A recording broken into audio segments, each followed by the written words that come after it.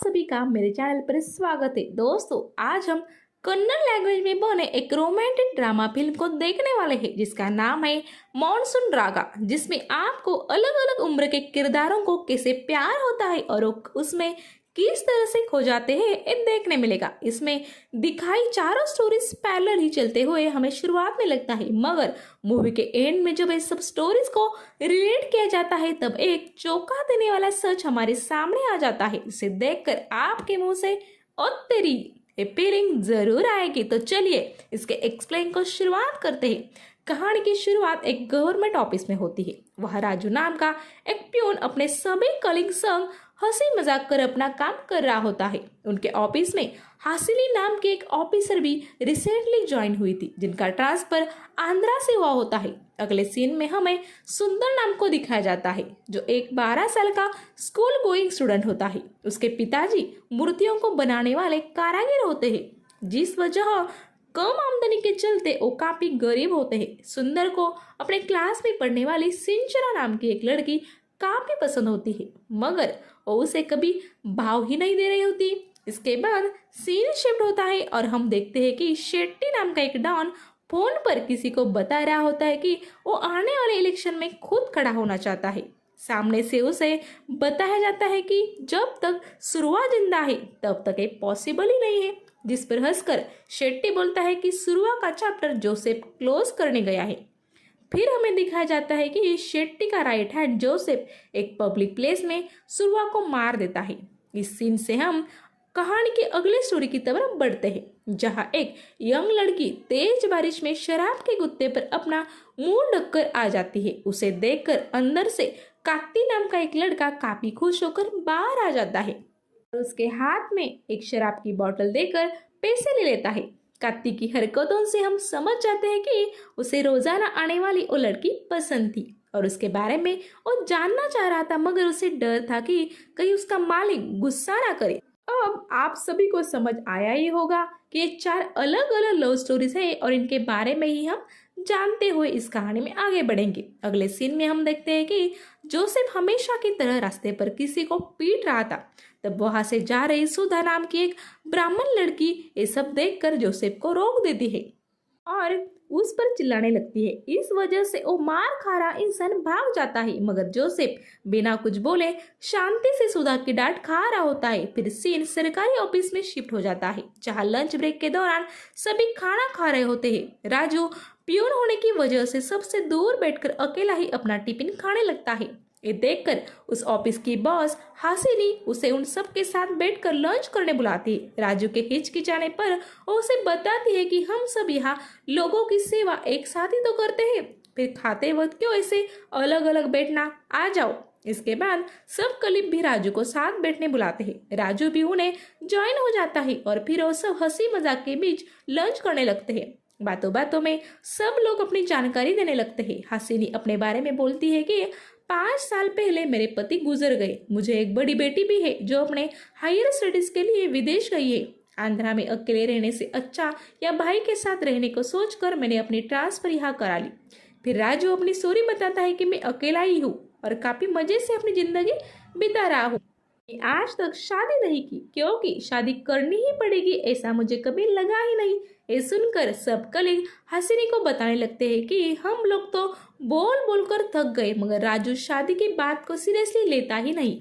Scene school में शुरू होता है, जहाँ सिंचना एक ट्रेडिशनल सॉन्ग गाने को प्रैक्टिस सबके सामने कर रही होती है, जिसे वो एनुअल डे परफॉर्म करने वाली थी। सुंदर उसके गाने में खो जाता है और गाना खत्म हो जाने के बाद भी उसे ही देख रहा होता है। तब उसे उसका दोस्त होश में लाता है और बोलता है सिंचना का फेवरेट कलर बेबी पिंक है, अगर तू उस कलर की शर्ट पहनकर एनुअल डे पर आएगा तो शायद तुझे सिंचना देख ले।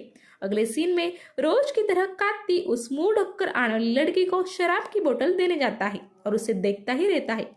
वो लड़की भी कात्ती को देखती थी, मगर उसने भी कभी कोई बात नहीं की। इसी बीच कात्ती के कुछ दोस्त उसे पूछते हैं कि क्या तुम्हारा रूम खाली है।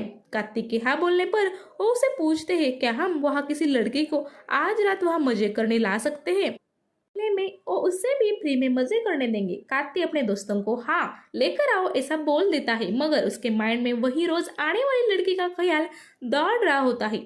कार्तिक के दोस्त उसके रूम में एक कॉल गर्ल संग मजे कर वहां से निकलते वक्त उसे बोलते हैं, हमारा काम हो गया है, हमने पूरा पेमेंट भी कर दिया है, अब तू अंदर जा और मजे कर। इसके बाद कार्तिक रूम में जाता है, वहां एक लड़की लेटी रहती है। उसे देख के बिना ही कार्तिक उसे बोल देता है, तुम चली जाओ। वो लड़की हैरान होकर उससे पूछती है, क्या तुम्हें कुछ करना नहीं है? तब कार्तिक उसे बताता है कि मेरे दिलो दिमाग पर जिसका नशा है, मैं उसी के साथ ये सब करना चाहता हूँ, तुमसे मुझे कोई लेना देना नहीं। इसके बाद वो कॉल गर्ल पूछती है, कौन है वो खुशकिस्मत लड़की? इस पर कार्तिक बोलता है, मालूम नहीं, पर रोज हमारे यहाँ शराब लेने मुंह ढककर आती है। ये सुनकर वो कॉल गर्ल हंस पड़ती है और बोलती है, उसे देखा भी नहीं और उसके बारे में कुछ जानते भी नहीं, फिर भी उससे प्यार करने लग गए। इस पर कार्तिक शर्मा कर हाँ बोल देता है।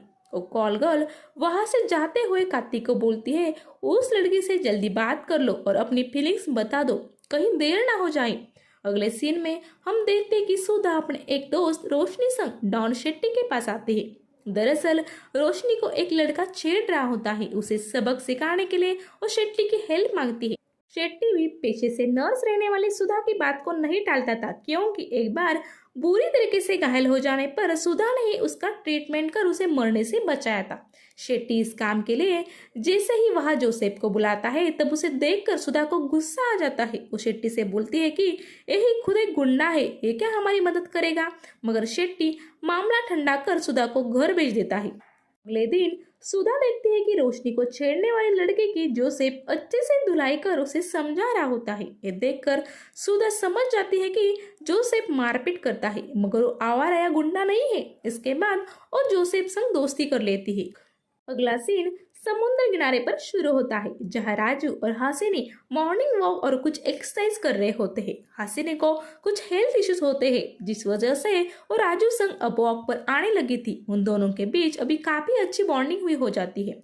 वही दूसरे सीन में सुंदर के पिताजी को काम से निकाला जाता है, क्योंकि वो अपनी सैलरी बढ़ाने के लिए बोलते हैं। इतने साल ईमानदारी से काम करने के बाद भी मालिक का ऐसा बर्ताव देखकर वो दुखी होते हैं, जिसके बाद वो अपने बीवी के जेवर गिरवी रखकर कुछ जरूरत के औजार खरीद लेते हैं और खुद ही काम करने की सोचकर काम को खोजने लगते हैं। उनकी कोशिशों को जल्दी अंजाम निकल आता है जब उन्हें पड़ोस के एक गांव में श्री गणेश जी के मंदिर के लिए एक बड़ी मूर्ति बनाने का काम मिलता है। बस शर्त ये थी कि एक काम समय पर एकदम अच्छे से होना चाहिए और वो भी बिना किसी एडवांस के।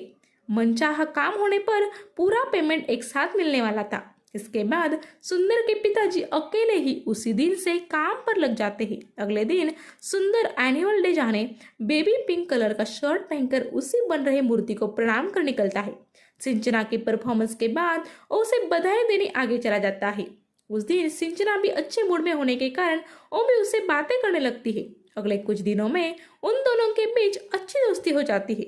अगला सीन उसी दारू के अड्डे पर शुरू होता है, जहां कार्तिक फाइनली उस लड़की से तुम कौन हो ये पूछता है। वो लड़की उसे अपना नाम अस्मा बता दी है। के बाद वो बातें करते हुए थोड़ी दूर चले जाते हैं। उस लड़की ने फेस ढकाई था, इसके बावजूद कार्तिक उसे बताता है कि मैं तुमसे प्यार करता हूँ, क्या तुम मुझे अपनाओगी? इस पर अस्मा बोलती है, मेरा फेस देखे बिना ही अपने दिल की बात कह दी। इसके बाद वो अपने फेस से कपड़ा उतार देती है। उसका फेस देखकर कार्तिक दंग रह जाता है, क्योंकि वो कल रात वाली ही कॉल गर्ल होती है। इसके बाद कार्तिक वहां से लौट जाता है। अगले दिन वो अस्मा को फिर एक बार मिलता है और उसे बताता है कि हाँ, मैं अब भी तुमसे प्यार करता हूँ। कल मैं चला गया था क्योंकि मुझे काम पर जाना था, आज मैं छुट्टी लेकर आया हूँ और मैं तुम्हें जानना चाहता हूँ और तुम्हारे संग मेरी जिंदगी बिताना चाहता हूँ। इसी के साथ सीन अगले स्टोरी में शिफ्ट हो जाता है, जहाँ सुधा और जोसेफ अब एक दूसरे में काफी घुल जाते हैं। सुधा बातों बातों में उसे बोलती है कि तुम कुछ ढंग का काम पकड़ लो, क्योंकि मेरे घर वाले किसी गुंडे को मेरे लिए पसंद नहीं करेंगे। इसके बाद वो दोनों शेट्टी को भी जाकर एक बात बताते हैं, जिस पर खुश होकर वो जोसेफ को अपने दोस्त के मिल में काम पे लगा देता है। यहाँ से कहानी आगे बढ़ती है और हसीनी एक रोज राजू को अपने दिल की बात बता देती है। वो उसे शादी का प्रपोजल देती है, जो सुनकर राजू शांत हो जाता है और बिना कुछ कहे वहां से लौट जाता है।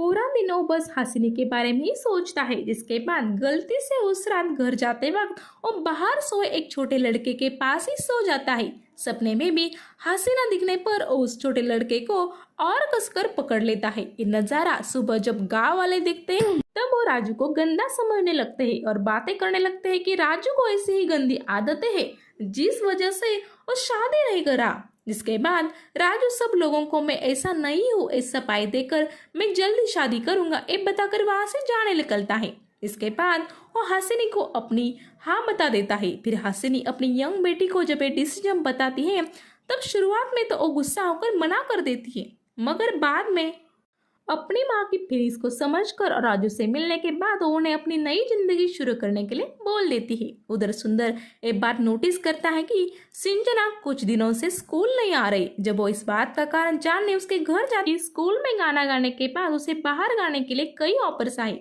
उसके पिताजी को अपनी बेटी को गाने वाली नहीं बल्कि डॉक्टर बनाना था, जिस वजह से उसका एडमिशन अब दूसरे बोर्डिंग स्कूल में कर दिया था। इस बात से नाराज होकर सुंदर घर आकर उसके पिताजी ने पूरी कि श्री गणेश जी के मूर्ति संग झगड़ा करने लगता है। उसे लगता है मैंने आपसे सिंचना को मांगा था, मगर आपने उसे मेरे पास लाकर हमेशा के लिए ऐसे दूर क्यों किया। फिर वो उस मूर्ति पर पत्थर भी फेंकता है। अगले दिन वो लोग मूर्ति ले जाने के लिए आते हैं। तब मूर्ति को टूटे हाल में देख वो सुंदर के पिताजी को बुरा भला कहकर बिना कुछ पैसे दिए चले।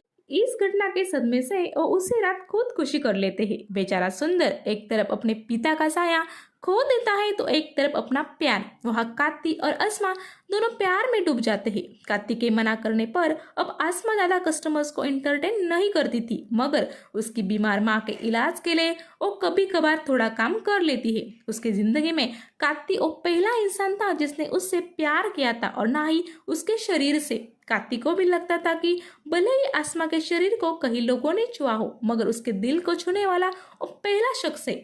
सब सही चल रहा है, मगर अस्मा के इस काम को गंदा समझकर उसी का एक रिश्तेदार उसका खून कर देता है।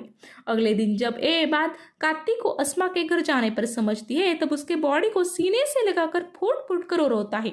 उधर जोसेफ भी ईमानदारी से काम कर अपनी पहचान बना रहा था, मगर सुधा के पिताजी जोसेफ को पसंद नहीं करते क्योंकि वो दूसरे धर्म का था। सुधा को बताते हैं कि अगर तुमने मेरे मन के खिलाफ शादी की तो मैं सुसाइड कर लूंगा। बेचारी सुधा अपने पापा की मर्जी से एक टीचर लड़के संग शादी करने राजी हो जाती है। वो ये सब हकीकत जाकर शेट्टी को बताती है और उसे जोसेफ को समझाने बोलकर हमेशा के लिए वहां से चली जाती है। जब जोसेफ ये सब शेट्टी से जानता है तब वो काफी दुखी होकर फूट फूट कर रोता है। टोटल 4 लव स्टोरीज में से 3 स्टोरीज तो अनसक्सेसफुल रही। राजू और हसीना शादी करना चाहते थे, मगर हसीना का भाई इसके खिलाफ होता है। वो ये सुनने के बाद हसीना को उसकी बेटी संग एक रूम में बंद कर देता है, मगर हसीना की बेटी कुछ जुगाड़ कर अपनी माँ को एक रात घर से भागने में मदद कर देती है। राजू भी घर के नीचे पहले ही खड़ा होता है। उन दोनों को भागते हुए हसीना के भाई के गुंडे उन्हें घेर लेते हैं, मगर इसी बीच राजू के गाँव वाले बीच में आकर उनको भगा देते हैं। इसके बाद अगले दिन वो दोनों मंदिर में शादी कर लेते हैं। इसके बाद जब रात को हसीनी रोमांटिक होकर राजू को पूछती है तुमने आज तक शादी क्यों नहीं की, जिस पर राजू उसे बताता है कि मुझे लग रहा था कि मेरे नसीब में प्यार ही नहीं है। जिस पर चौंक कर हसीनी अगला सवाल करती है क्या तुम मेरे पहले किसी से प्यार करते थे, जिस पर राजू हाँ ये जवाब देता है और उसे वही 3 स्टोरीज बताने लगता है जो हमने इनके स्टोरी संग देखी थी।